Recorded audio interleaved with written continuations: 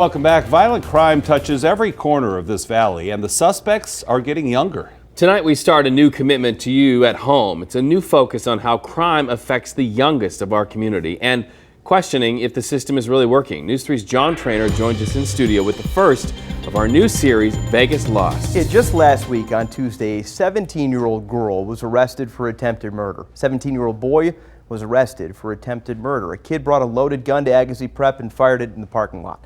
On Friday, a 16-year-old girl was gunned down in the middle of the street. The crimes are violent, the kids are young, and tonight we start asking why.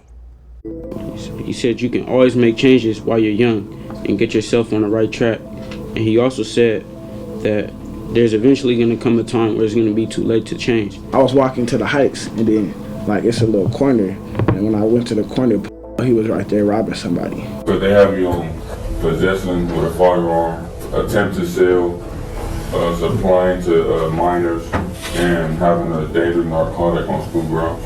You were how old? I was 15 when I got that charge. In Las Vegas, there's a troubling trend emerging.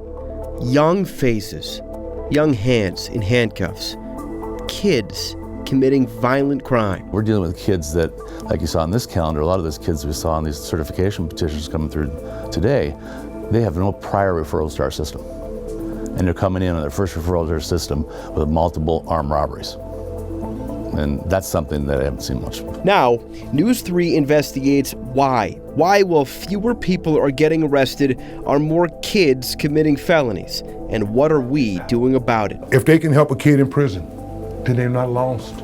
It was not in vain. If they can help somebody in jail, as long as the information that can be shared, they're not lost. It's easy to label. Hear from the people stepping up to solve the problem. How old were you when you were arrested? I was 15. You just don't know when you're in that situation. You just don't know how serious things are until you're sitting in that cell. I think I'm going to be gone for a long time. From the parents who are beside themselves. It got to the point where I was even thinking of giving him up, because I was thinking I'm raising someone that's going to end up stealing cars, shooting people. I don't know what I could do. And kids as young as 11 years old. My first time ever selling a bag of weed, I was 11 years old. As we find the problems and demand the answers, there's stories of the community, our community, and a growing number of kids lost to crime.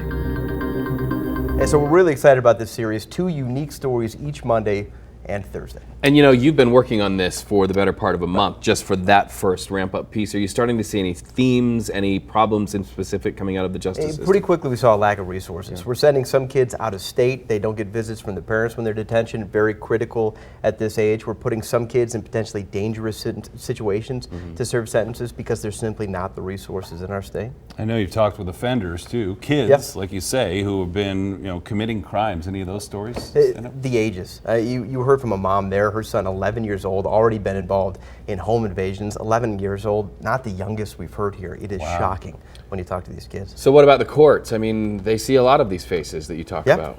What are they doing? They really do. They've seen an increase, obviously. They don't know if it's working. There's just no statistics. When a kid turns 18, when he's out of the system, you don't know if he reoffends at 20 because they don't keep the numbers. That is a critical mistake here if you really want to track the success rates. Yeah, it must make it difficult. Well, we're looking forward to the rest of the series, John. Thanks so much. We want to let our viewers know that this is a partnership, getting this information out to you, and we need your help with these stories. If you have a tip or a story that you want to see us tackle, email us at vegaslost@sbgtv.com. vegaslost@sbgtv.com. You can also engage with us on social media with the hashtag VegasLost. John will be live on Facebook right after this, so go to the News 3 Facebook page to talk about what he's discovered and also share any tips that you might have.